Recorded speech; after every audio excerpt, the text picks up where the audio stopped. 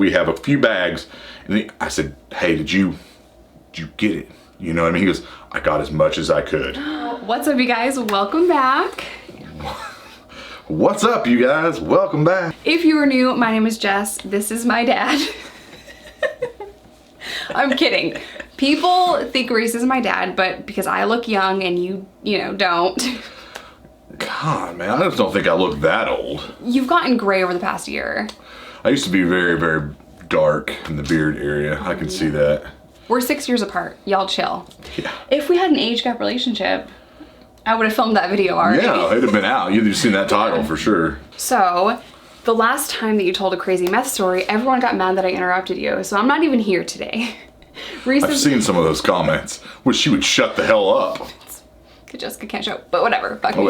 Okay. So, today Reece is going to wow us with a story that gives me anxiety every time I hear it, and it is called Meth Lab in a Casino. You want to take it from there? I feel like the title just kind of says a lot. What? Oh, shit. Well, I think we've touched on this before in the past. And for those of you that are new here and you don't know, I am not Jessica's dad. We've already touched on that. And I'm also a recovering meth addict. I used to eat my face off all day long. Eat your face off? Yeah. And just try to chew your ear. Yeah. Anyway. I don't miss those days. Yeah. Yeah, and not sleep. Anyway, so to kind of give, I know, I want to put a little bit of flavor on this. So since a lot of your audience and some of the people we talk to are recovering addicts, and oftentimes they always hit you with we catch people that are in this struggle, and very recently one of your friends, has struggled with relapse. This story coincides or just happens to drop right in the middle of when I finished treatment and rehab at the VA center in Northwest Arkansas, and in between the time that I actually got sober in June. So in this little 6-month period of time, I decided I was going to take another pass at this and try to see if I could be a successful meth addict. Happens. Whatever that looks like. So this story kind of lands somewhere in the middle there, and I'm trying to figure out where I want to use this segue and to start into how I ended up with a rolling meth lab in my Tahoe, but I'm not really sure if there's a good way to start that story. A long time ago in a land far, far away in Arkansas, where people decide to cook meth for whatever reason they decide to cook meth. Anyway, I was out of treatment, clean, and started back up using dope, and I had a pretty good access, to crystal, to the stuff that comes over from the border. And anyway, in between getting high and with the people that I also went to rehab with, imagine that, we linked up with this old guy. His name, I guess we'll call him Jim. Jim. It's my dad's name. Yeah, so anyway, not Jessica's dad. He was back running and gunning the streets too. And I remember discussing with him while we were in treatment that he was an old meth cook from back in the day. Well, we linked back up with Jim, and lo and behold, Jim has now started to work on his craft again and collect some materials, and has talked me and an associate of mine into smurfing out some components to let's get this cook on. And I think I've touched on this in some stories past that this was the first time I'd actually been involved and seen and been present for a full-on meth cook. And we're not talking shake and bake. We're talking the iodine, the crystals, pulling the fucking pseudoephedrine out, washing it down. We don't need the recipe. Okay, all right, yeah. We don't. Anyway, anyhow, we don't know the recipe. Yeah, we don't need to know the recipe, but I was present for this, and and it was really a stressful time, and of course I'm blown out of my mind, and so is everybody else. But we wrap this up, and anyway, Jim, who was also homeless like most people at the time that were scurrying around town, kind of gritting and grinding, doesn't have anywhere to hold all these components. So me and my associate are like, we'll hold them for you. No problem, man. We got it. Let me volunteer for those felonies. Yeah, well, I'll take manufacturing meth charge all day long. You can leave them with me. So we did, and I don't know at which point that we've got all this materials collected, and some of the precursors at the time. Obviously we didn't have enough to go up again and to restart a cook, but we had enough anyway, enough to send us to prison. Just to interrupt Reece here and piss everybody off, I just want you to know that you only need 3 precursors to manufacturing methamphetamine to go to prison. So at this point, when you have all of those components together, more than 3 precursors, it would be very easy for law enforcement to know he is in fact manufacturing methamphetamine. So at this point, this is a lengthy prison sentence if caught. Yeah. So not like you need all the components for them to figure out that you're about to cook meth with this stuff anyway. Right. If you got everything but sugar, we know you're making cake. Okay, like, come on, folks. Anyway, after I was so rudely interrupted, I'll begin my story again. And try to slow down a little bit. I know I get to going really quick when I talk, and especially about some of the old times. And maybe it's because I don't know, maybe it's a little bit of anxiety for me. So at some point after we have all this stuff, and me and my associate, I wish I had a name for him. I'm just going to keep deferring to that. Fred. It's hard to go back to Fred now that I've started with associate. I feel like I'm in a Hunter S. Thompson film. Me and my associate. I need a room for me and my associate. Anyway, we're high, and we decide that we're going to go out to the casino. We're going to go over just west of where we're at into Oklahoma. They got the Cherokee casinos over there, and we realize we've got a conundrum. We've got a problem now, because we have all these materials that we said we would watch for Jim, and we don't want to just leave them. I mean, somebody might break in and steal our meth lab. So like a pair of geniuses, we decide to load it up with us and head out to the casino, because we're going to get lucky.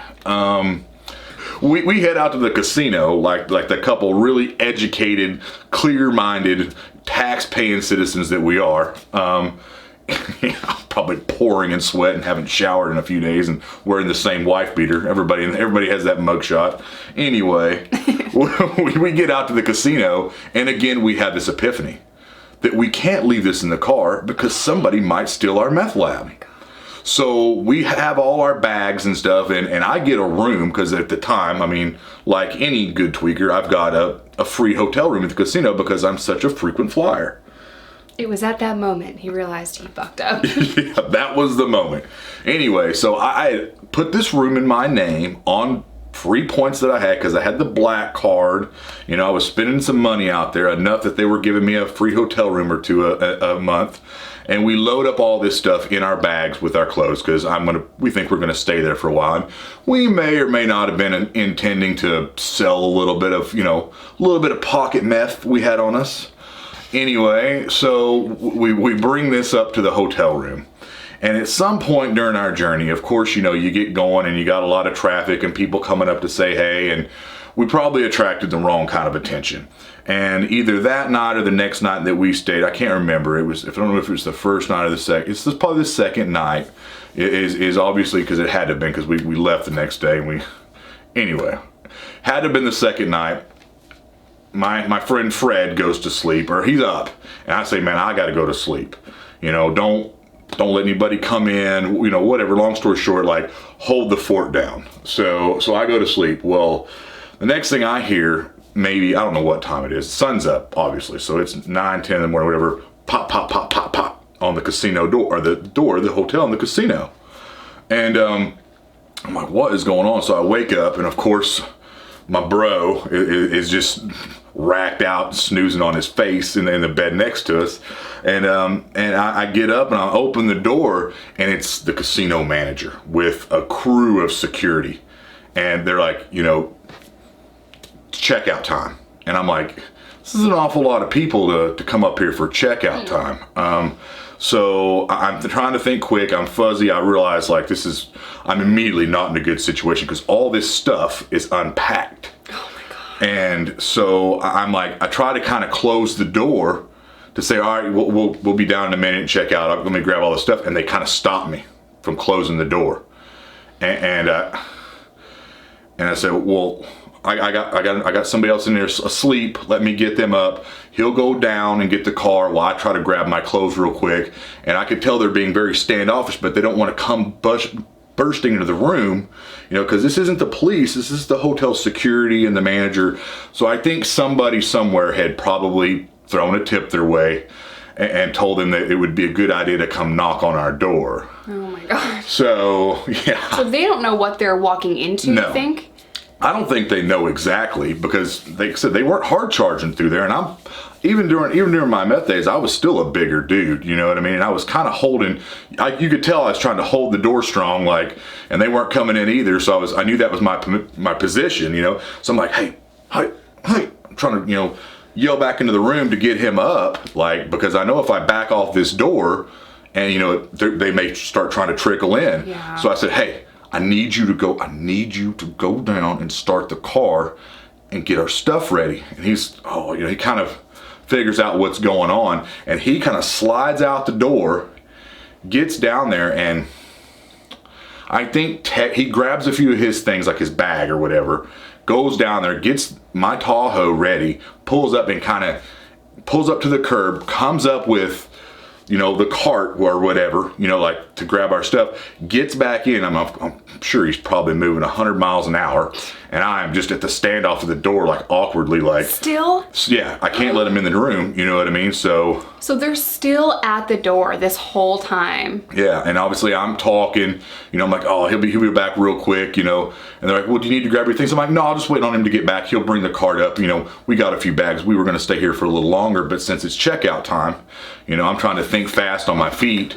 And I know that we got the hot plate, we got all the stuff unpacked, and the precursors are in the safe, you know what I mean? So, and he gets back, go ahead. You had the presence of mind to put the precursors in the safe. Yeah, because they were all jarred up. I don't want to go into details, but we don't know the recipe. Yeah, okay. So anyhow, wow. Yeah, this was probably some of the worst decision making on the planet at the time. So he gets back up, comes in with the thing, and I say, hey, just grab the stuff real quick. So as they understand I'm trying to rush this process, I can see them starting to kind of wedge towards the door as he's grabbing clothes, putting them in a bag. And I say, oh yeah, man, just grab my stuff. And I turn around as quick as I can, grab a couple things, as I know they're kind of, they're wanting to come in, but they're not going to come in while we're packing. So we get out the door with the cart of stuff. We have a few bags. And I said, hey, did you get it? You know what I mean? He goes, I got as much as I could. And I said, and as we're rolling down the hallway to get to we're probably on the third or fourth, forget what floor we're on. We are not on floor 1, because we got to take an elevator. And as we're racing, I'm like, hey, did you get it?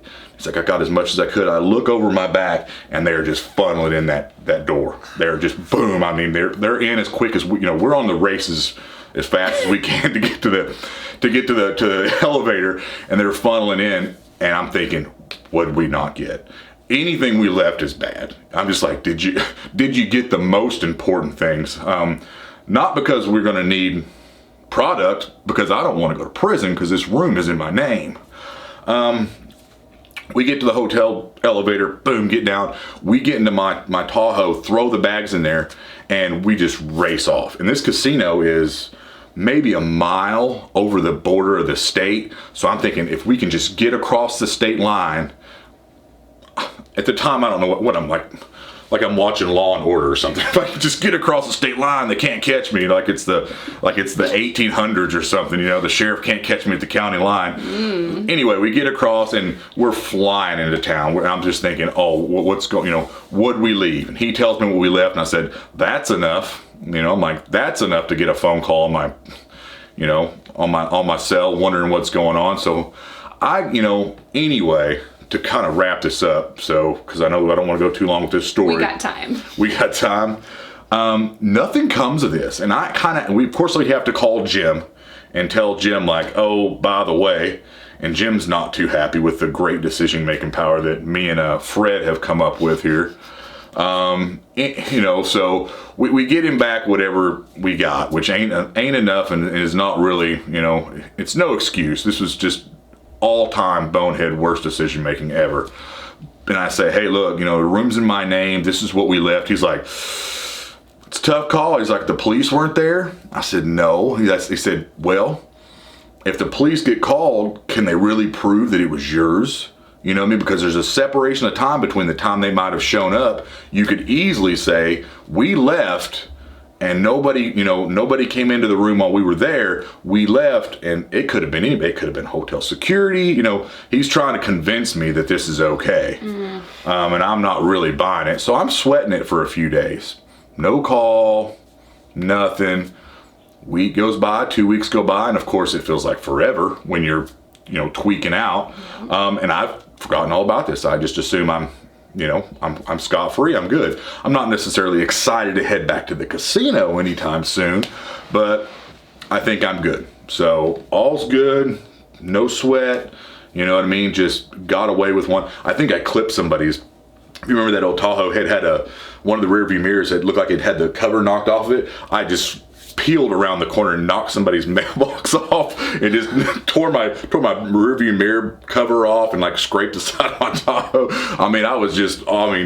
We're talking Fast and Furious, just peeling out of that neighborhood that's right by the casino into the Arkansas state line. It was crazy. Anyhow, so some time goes by, and I guess it's kind of gets, I'm okay enough that I decide I've got my little buddy, another friend of mine, wants to go to the casino, of course, at like 1 in the morning or whatever, Always whatever. 1 in the morning. It's always 1 in the morning. That's when the hot streaks are going on. I say, sure, I'll go, not really thinking anything about it. And so we head out there, and, something really good happens to me. One of the coolest things that can happen to you when you go to the casino, I hit a jackpot. So, and obviously the jackpot, it's not it's not a Robert De Niro movie, It's like they're just not going to just start paying out at the machine. You've got to go cash in your printout. You got to. So I'm thinking, sweet. I get up, print out, I head up. Hey, jackpotted. This is awesome. It was $1,400. It wasn't huge, but it was enough. It's decent. Yeah, it was a decent hit. Asked for my ID. And immediately after handing them my ID, and I'm waiting there for about 30 seconds, I think, this is a really bad idea. I can't believe I just did this. I should have had somebody else cash this jackpot for me. Else. So they type it up, they hit it, and they said, can you wait here for a minute, sir, please? And I'm thinking, well, how bad do I really need that driver's license?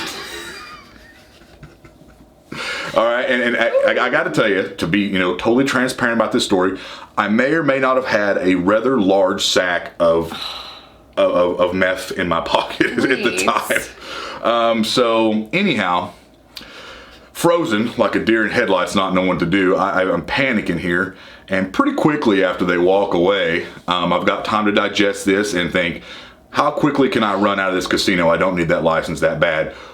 Security's right behind me, and they say, excuse me, sir, and and obviously they know my name, and can you come with us? So I'm very calmly, coolly, like a duck on water, underneath I'm cranking, on top I'm just as cool as it can get, probably pouring in sweat. I don't mean to laugh at this, but there should be like a clip of what you think you look like and what you actually look like right here. So they take me back to the security office, and they sit me down, and they just hit me right out of the gate with it. They said, you know why you're here? I said, I got a pretty good idea.